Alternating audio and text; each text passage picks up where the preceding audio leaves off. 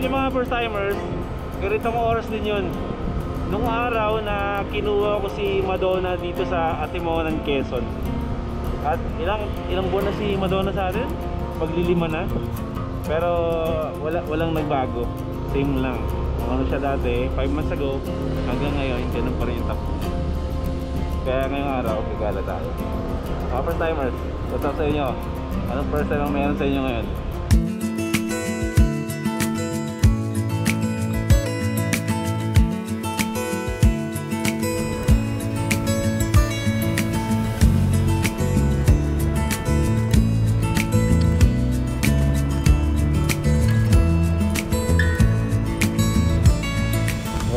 Wait lang. Teka lang, nakalimutan. Hawakan mo nga ito, men. Nakalimutan kong i-lock yung ano. Daw. Bro, kagawad. Pietro, Basta. Ayos lang. Pupunta kami bro ng ano, Coastal Road. Saan ba yun? Yan yung may beach dyan. Gala-gala lang muna kami. Okay lang?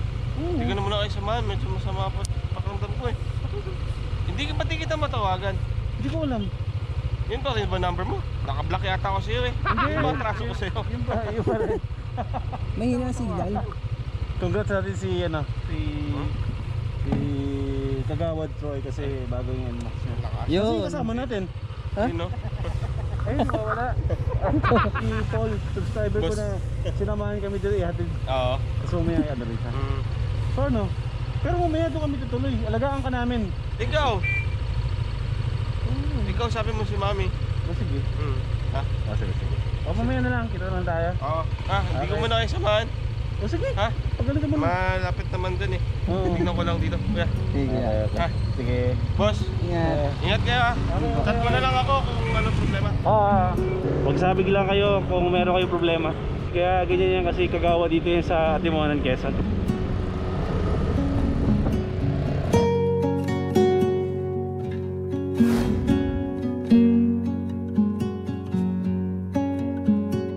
First timers, nandito tayo ngayon sa Coastal Road ng Atimonan, Quezon.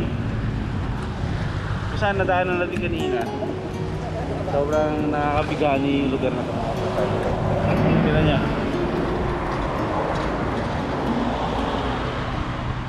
Ayoko na magtanggal ng helmet kasi nahasil ako ng tanggal alis nito eh. Hindi ko lang alam kung anong tawag sa isla na yan sa kabila. Sino bang mga nakakaalam? Sino bang mga taga Atimonan, Quezon dito or mga taga Bicol na nadadaan dito? Kasi itong area na ito mga first timers, mga baka ng kalsada na to is dito dumadaan yung mga papuntang Bicol. So kung sino bang may nakakaalam na kung anong tawag dyan sa isla na yan, kasi meron kong pagtalan doon na pupuntahan natin mamaya. Papasyalan natin kasi maganda maglakad-lakad doon. Ayaw nga pala mga first timers, kasama pa natin si Paul. Yan, sasamahan nyo tayo hanggang mamaya. Sabi pa yung first timer na mabang sa'yo kanina. Kayo. Bye. Gutom ba kayo bro?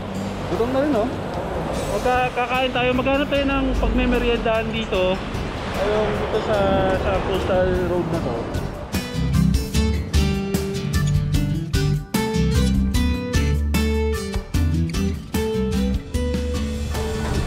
Mga first timers na itong beach na to or itong tinatawag na coastal road na to ay hinihintuan ng mga bumabiyahe to. Dito mo makikita mga first timers yung tinatawag na para may estatwa dito ng tinatawag na sirena. Nakita ko na siya dati pero ipapakita ko sa inyo kasi ito yung hinihintuan para mag picture taking lang dito sa sirena. Dito na tayo. Babayin natin. Gusto mo punta natin. Ayan siya mga first timers Ganda yun Babayin natin para mas maganda yung experience natin. Wala naman sinong gagalaw dito ng mga motor natin Lagay lang natin doon para at least visible. Lagay mo. Amin yung mga susi nyo, safe yan. Babayin muna natin.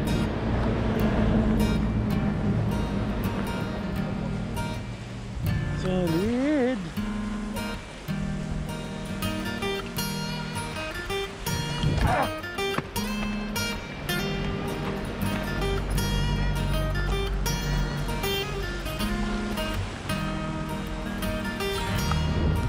Ano kaya walang merong pwedeng hulihin dyan, no? Siguro yung mga ulang or mga crabs na mga nanunuot-nuot lang dyan sa mga bato-bato. Sabi-sabi po.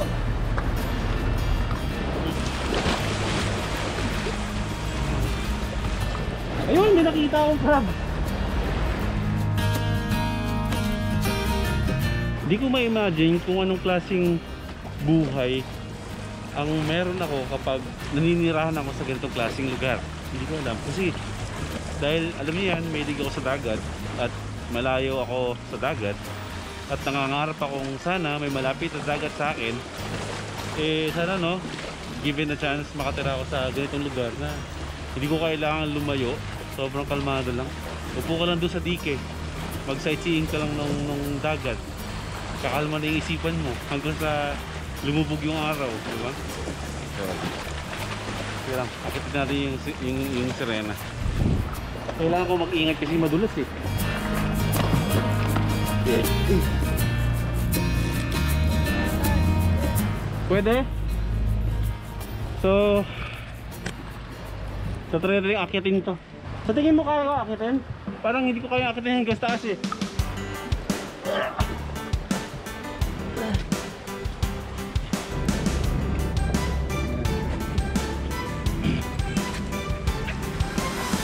Tapos ito.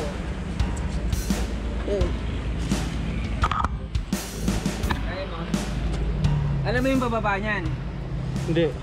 Yung pagbaba niyan, pag-akit mo dyan, ayan yung akyatan. Yung baba niya, lulunta ka doon. Ayoko na akitin. Kasi Ano ka ba? Pag may panata dito, kikis ka. kikis ako. Oo. Yun ang ano dyan. Kikis ka dyan. Ayokong kikis. Merong pusong bato yan eh. Pwede ka mo. Ba't ako kikis sa taong may pusong bato? Ayoko na akitin, baka madulas ako. Baka first time, last time ako dito.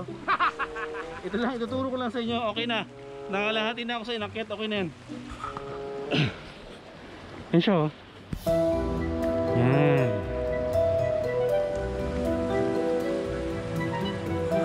Yan yung hinihintuan ng mga bumabiyahe dito. Tsaka nagpapapicture dun.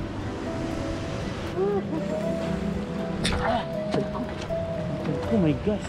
Nakikita nyo ba yan? Kailangan taglas ng Ano yan? Port ng Atimonan. Roro yan, mga first timers. Yung barko na yan. So, ang Roro ay in-establish to ni Gloria Macapagal Arroyo nung kapanahunan nung pagiging presidente niya sa Pilipinas.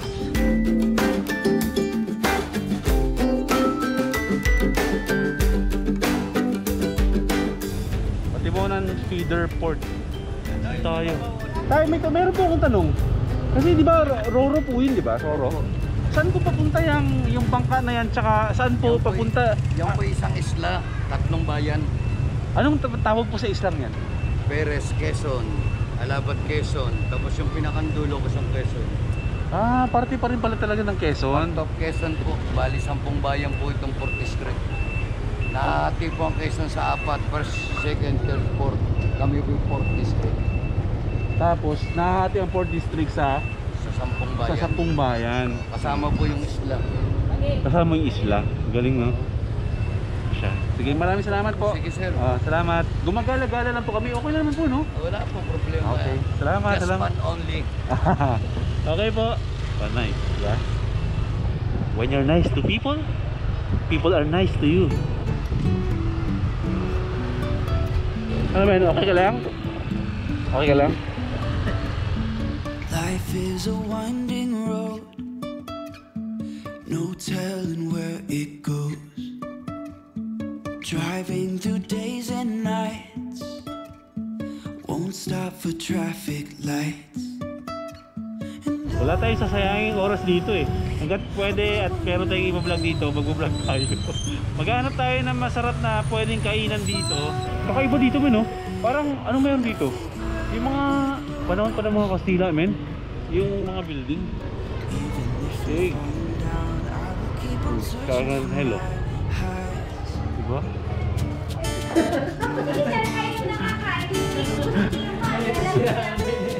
Yung sa akin po, ano po, yung goto lugaw, tapos lahat po ng pwedeng toppings na pwede yung ilagay. Ilagay nyo na. Akin lugaw with pork. Mas masarap sa ano, sa kay St. Peter. Papaita. Ano to, Ben? Kamote. Kamoteng. Candy. Candy? Parang natitikman na rin sa akin eh. Paano? Kundi lang. Yan ba yung sa'yo? Noodles ka, di ba? Hindi ah. Sige, ano yan? Lugaw ako, pork goto lugaw. Konti lang toppings mo, dapat dinagdagan mo. Goto lugaw. Only toppings. Lahat ng toppings na meron sila na sinasama doon sa mga iba't ibang klase ng lugaw nila. Yung sama-sama dito. Ay, masarap So parang tawag dito sa atin is ito yung goto overload. Oh. Malapot, men. Malapot, men. Ito siya, sarap nito. Hindi, mga first timers habang uupakan namin itong mga in-order namin dito na natin tatapusin yung vlog. Siyempre, expect nyo na mas marami pang dadating kasi may mga ilang araw pa tayo dito. Maglilibot-libot tayo dito sa Timonan or lalabas tayo ng Timonan para maghanap ng mga magandang i-feature natin o galaan natin na posibleng pwede niyang puntahan pag nagawi-gawi dito sa Quezon Province, di ba? Papahinga lang kami mag-edit, dinner, kasama lahat sabay-sabay kami family dito. Gusto ko magpasalamat ulit sa kapatid ko na pinag-drive ako. Men, at saka kay Paul na sinamahan kami dito. Uwi po ng Laguna yung mga first timers kaya salamat po. Add na tayo sa Facebook para hindi lang hanggang dito yung pagsasamahan natin. Ano ba yun? Gulo sa'yo? Parang may lagdat ka lang ah. May lagdat ako eh. Hindi mo malasahan. Hindi mo malasahan. Pati kalahati. Kung madami na yan, dagdagan pa natin. Sila yung nakulat namin.